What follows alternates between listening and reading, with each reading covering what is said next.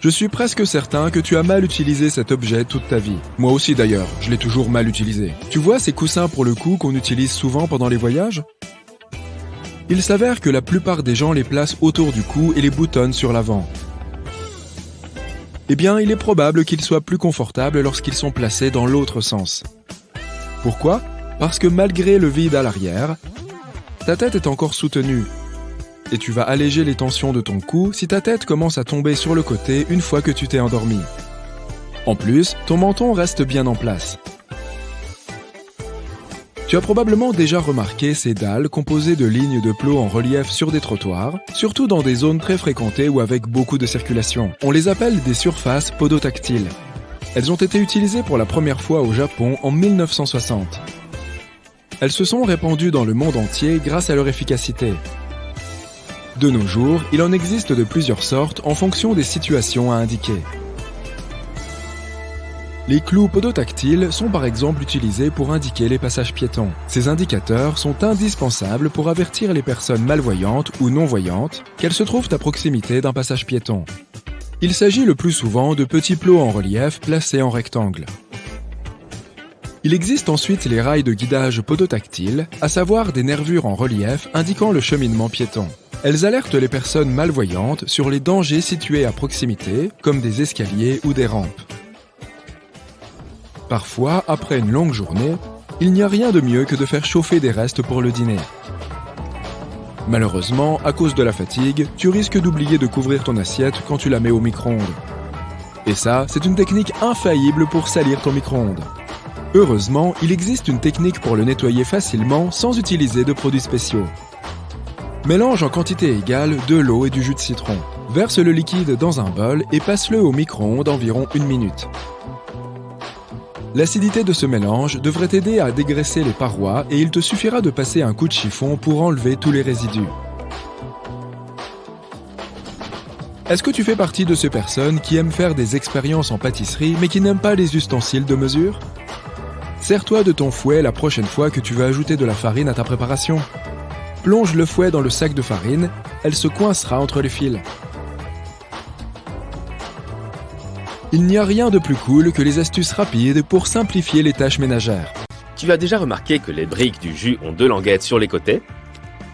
Ce sont en réalité des poignées. Les fabricants ont conçu ces briques de cette façon pour que nous puissions les manipuler plus facilement, sans les écraser et faire sortir le jus.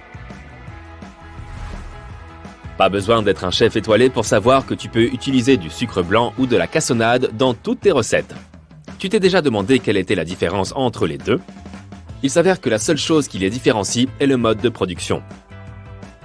On ajoute une petite quantité de mélasse dans la cassonade. La mélasse est une sorte de sirop obtenu lors de la transformation de la canne à sucre. C'est ce qui est enlevé en cours de raffinage. C'est de cette façon qu'est produit le sucre blanc. Mais si une certaine quantité de mélasse reste dans le produit final, on obtient de la cassonade. Ce qui a ce goût plus prononcé et cette couleur plus foncée. C'est une bonne chose. Tu peux mettre plein de choses dans ton lave-vaisselle, pas seulement des assiettes et des couverts. Par exemple, tu peux y laver tes gants de cuisine en silicone, les pommeaux de certains appareils électroménagers, comme ceux de ton four ou de ta plaque de cuisson. Certaines éponges et autres serviettes réutilisables aussi peuvent être lavées au lave-vaisselle. En parlant de produits ménagers pour la cuisine, tu peux faire plein de choses avec le liquide vaisselle.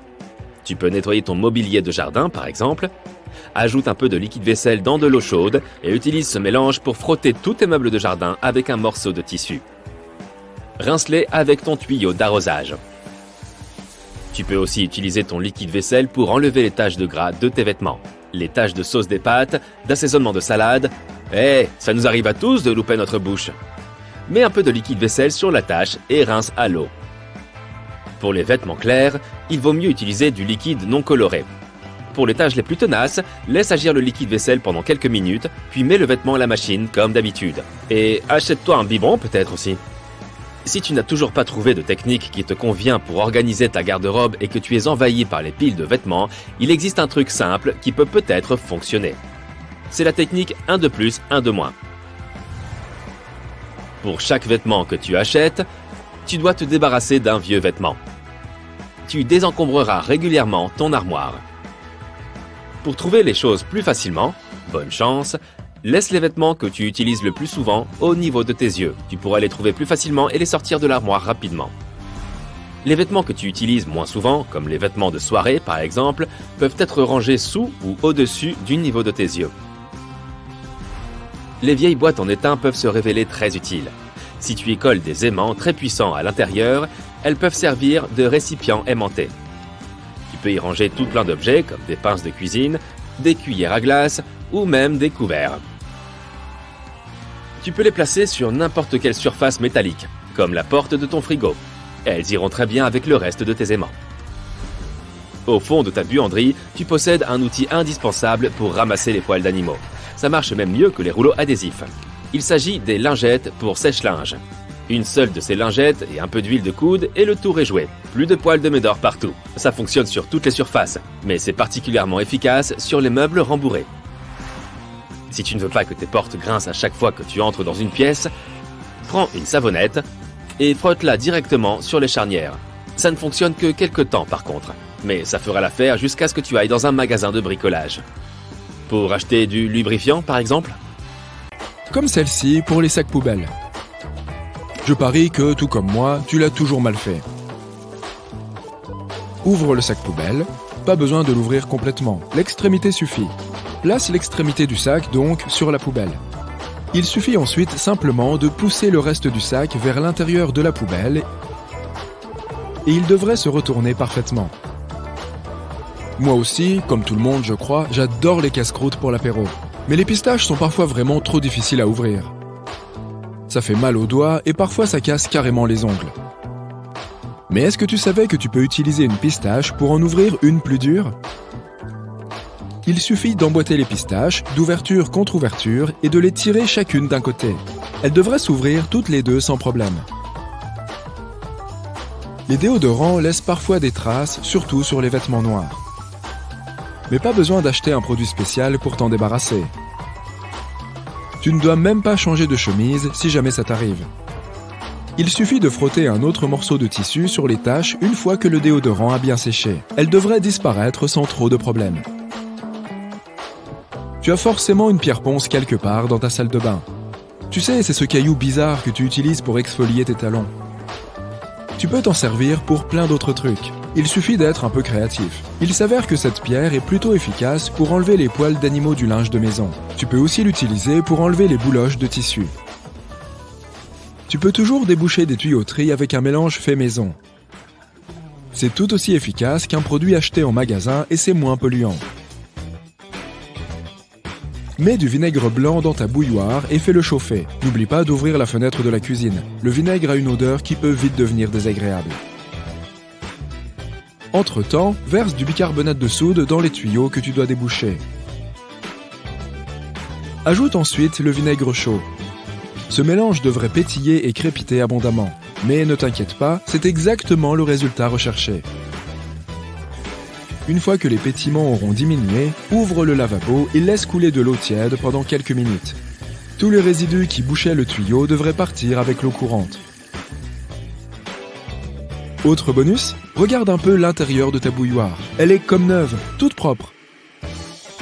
Je vais être honnête, je ne suis pas particulièrement patient. Je ne suis pas non plus particulièrement doué pour ouvrir les bocaux. Mais si tu mets un élastique autour du couvercle, ça marche du tonnerre. Ça permet d'avoir une bonne prise et d'ouvrir plus facilement tous les bocaux un peu trop bien fermés.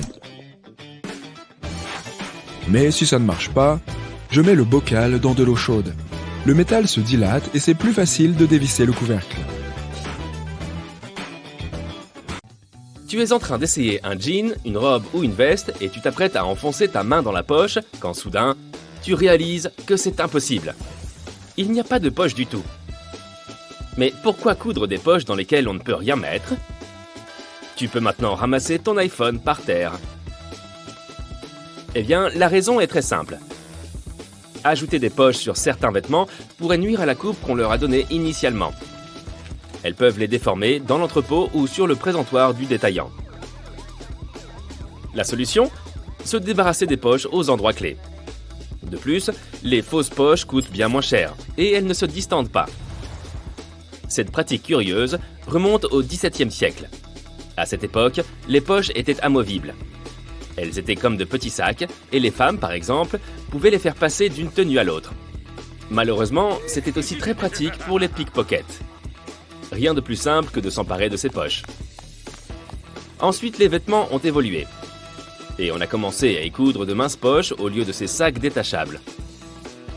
On pensait que cela embellissait la silhouette. Mais bientôt, des jupes plus étroites sont apparues. Et les poches sont passées à la trappe. Les gens ont commencé à utiliser des sacs à main à la place. Aujourd'hui, la plupart des poches sont réelles, mais les fausses n'ont pas complètement disparu. Alors, comment s'assurer que notre vêtement possède bien une poche et qu'on n'y trouvera pas qu'un simple trou en y mettant la main? Tout d'abord, jette un coup d'œil à la couture le long du bord de la poche, là où elle est censée s'ouvrir. Si tu vois un seul fil lâche, coupe-en un bout et commence à tirer doucement. Si la poche est réelle, le fil sortira facilement. Mais si la couture ne bouge pas, il est fort probable qu'il s'agisse d'une fausse poche. Dans ce cas, laisse tomber. Voyons maintenant quels autres objets du quotidien recèlent un petit secret. Par exemple, ces lignes sur certaines variétés de chips. Elles aident à répartir les épices et les assaisonnements. En gros, toutes ces substances qui donnent leur goût à tes chips sont retenues entre ces lignes. Et puis, elles les rendent plus croustillantes. Les surligneurs sont remplis d'une encre fluorescente semi-transparente qui brille sous une faible lumière. Les teintes jaune et vert clair sont les plus populaires, car elles permettent de voir le texte quand tu fais une photocopie en noir et blanc. Les photocopieuses ne détectent pas ces couleurs et la page reste nette. Autrefois, il y avait un problème avec les jeans. Les ouvriers et les mineurs, qui furent les premiers à en porter, les maltraitaient souvent pendant leur travail. Et les coutures ne résistaient pas et se déchiraient. De minuscules rivets en métal furent donc ajoutés pour renforcer ce vêtement si populaire. La plupart des fermetures éclairs en métal se bloquent automatiquement. C'est pourquoi tu ne dois pas laisser la tirette pointée vers le haut.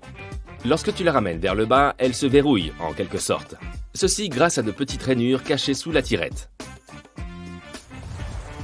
Maintenant, parlons de ces lignes horizontales sur les bouteilles en plastique. C'est grâce à elles que les bouteilles tiennent debout. Certaines bouteilles sont fabriquées en plastique souple. Sans ces lignes, elles se déformeraient. Elles seraient toutes tordues et pourraient même se casser. La mousse de bain ne sert pas seulement à s'amuser ou à parfumer l'eau.